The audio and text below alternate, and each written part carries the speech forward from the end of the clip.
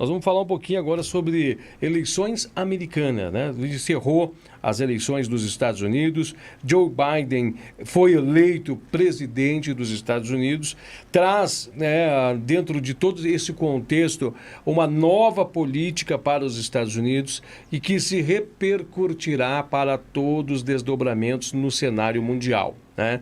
E a gente sabe, e já é conhecido por muitas pessoas, qual era a postura e qual era a forma da política trumpista, Donald Trump, né? Inclusive, uma ampla divisão no próprio coração do estadunidense quanto à sua questão do seu voto.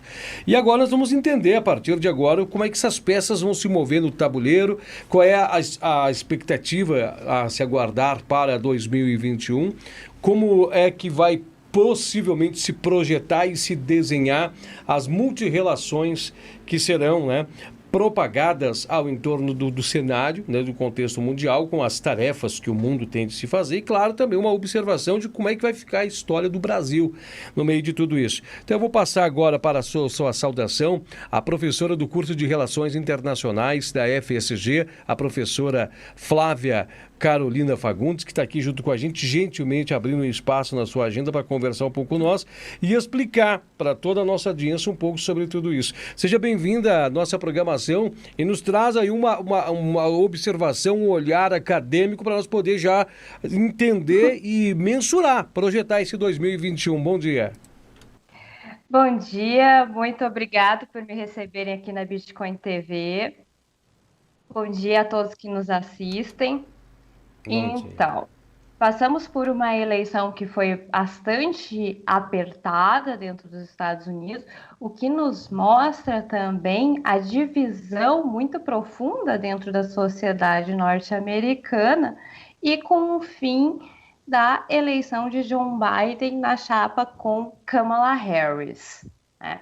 Então, o que isso representa em termos globais, em termos da política externa dos Estados Unidos para o sistema internacional, né?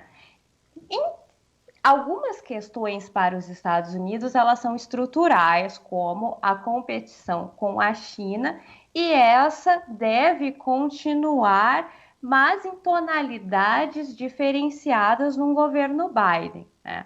O governo Biden, ele se mostra mais aberto ao multilateralismo, o que é uma diferença bastante grande em relação à política externa do governo Trump, que se retirou de vários mecanismos multilaterais, como o Acordo de Paris, o Tratado do Pacífico, que eram, né, ações do ponto de vista multilateral bastante importantes até para assegurar a posição norte-americana na ordem global, né? Então, nós percebemos que um governo Biden, ele vai aumentar esse diálogo no nível das instituições internacionais, diferentemente do governo Trump, né? Para o Brasil, o que muda, né, se nós pensarmos? Na verdade, isso vai partir bastante da posição brasileira, né? O Brasil é um país regionalmente bastante importante, o que não poderá ser ignorado por parte dos Estados Unidos, sendo também uma peça-chave numa estratégia de contenção da China na América do Sul. Então, o governo Joe Biden, ele tende a procurar uma aproximação com o Brasil, mas isso também vai depender de uma moderação em termos de política externa do governo brasileiro, né? Tendo em vista que o governo Trump, sendo derrotado, coloca a política externa brasileira numa posição bastante complicada, no sentido de que, para buscar uma relação boa com os Estados Unidos, vai demandar uma moderação, o que pode ser bastante complicado internamente para um governo Bolsonaro, que tem uma política externa que é bastante voltada para o público interno, né, com base nas suas posições bastante extremadas. Então, eu acredito que a relação Brasil-Estados Unidos, ela vai depender também bastante da boa vontade do governo brasileiro em moderar as suas posições. Perfeito.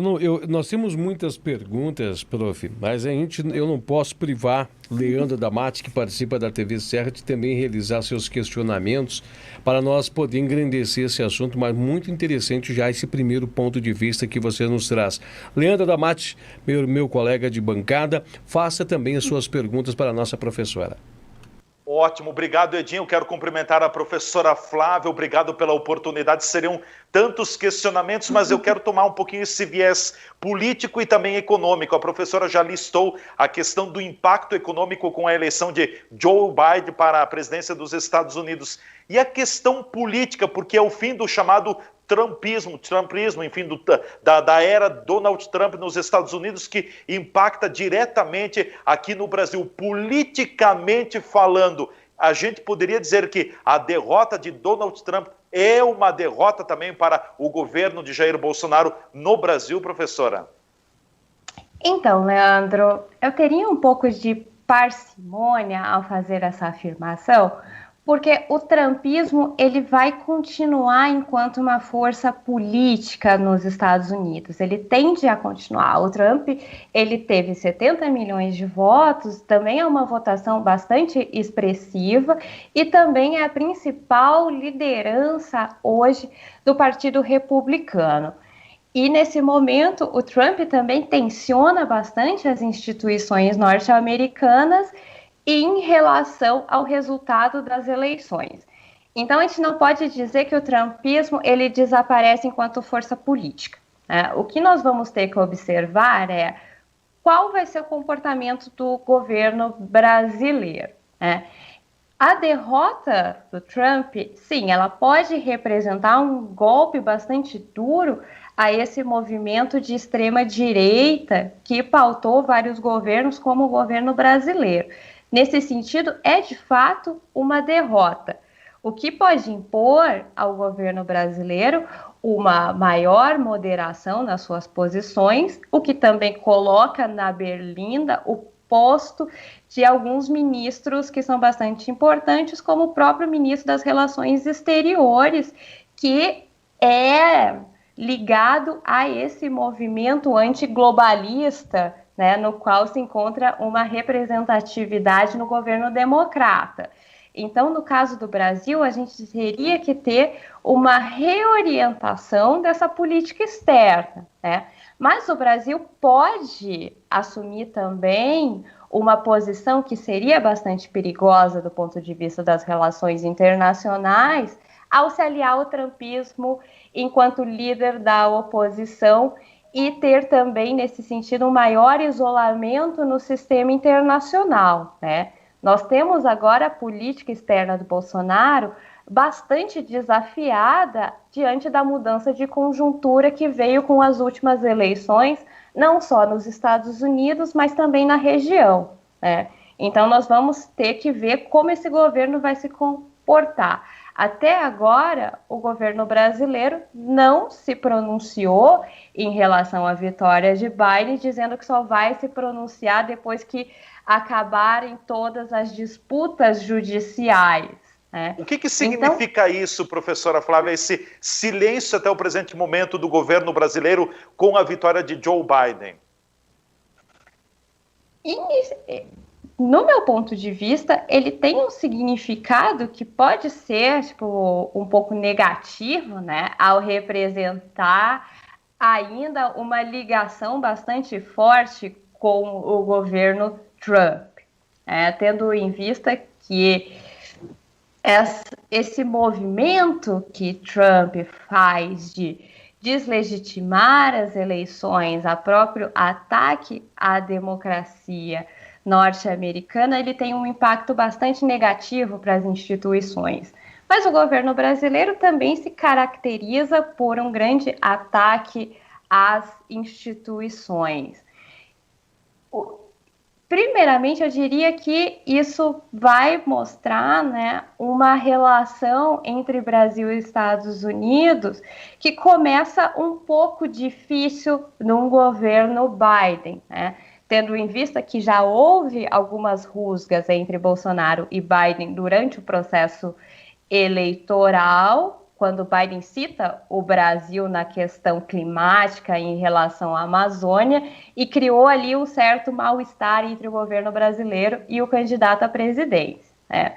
Então a gente vê um começo de relação um pouco estremecida e difícil nessa nova administração Biden.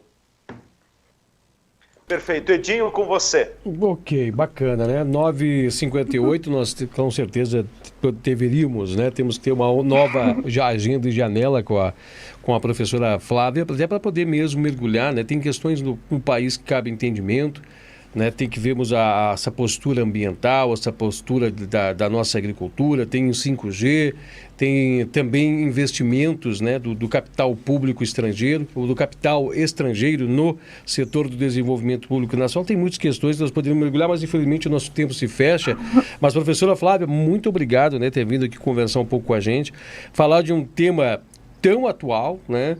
Nós estamos vivendo hoje uma eleição municipal em todos os municípios do nosso país, mas a gente vê que uma eleição de uma nação que está em outro hemisfério, a milhares de quilômetros daqui, traz uma grande influenciação sobre todas as nossas vidas.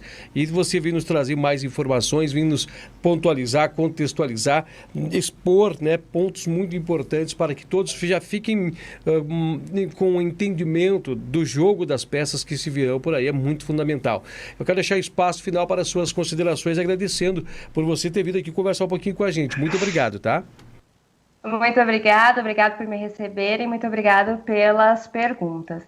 Exatamente, né? Nós estamos num processo eleitoral interno, no qual a eleição dos Estados Unidos tem um peso simbólico bastante grande, né? Ao colocar essa derrota da extrema-direita, ela também, nos pleitos municipais, enfraquece esse movimento como um todo, né?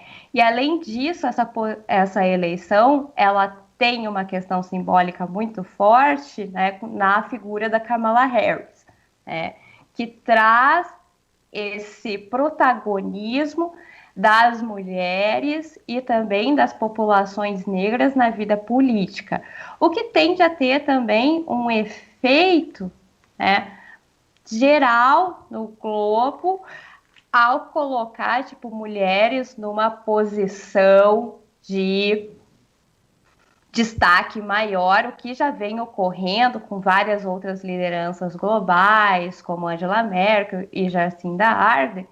Então, nós esperamos que, no momento que estamos passando por grandes transições, essa eleição, ela influencie bastante, né, os rumos globais nos próximos anos, né, diante dessa conjuntura de uma disputa entre Estados Unidos e China e todos os problemas ligados ao coronavírus, né? Então, junto com essa eleição, a gente vê uma possibilidade de uma volta dos organismos multilaterais que podem ser bastante importantes nesse período de recuperação pós-pandemia, né? Então, o que eu deixo como últimas palavras aqui é que essa eleição, ela traz possivelmente um novo fôlego para o multilateralismo que pode ser fundamental no processo de uma construção de uma ordem global nesse pós-coronavírus. Uhum.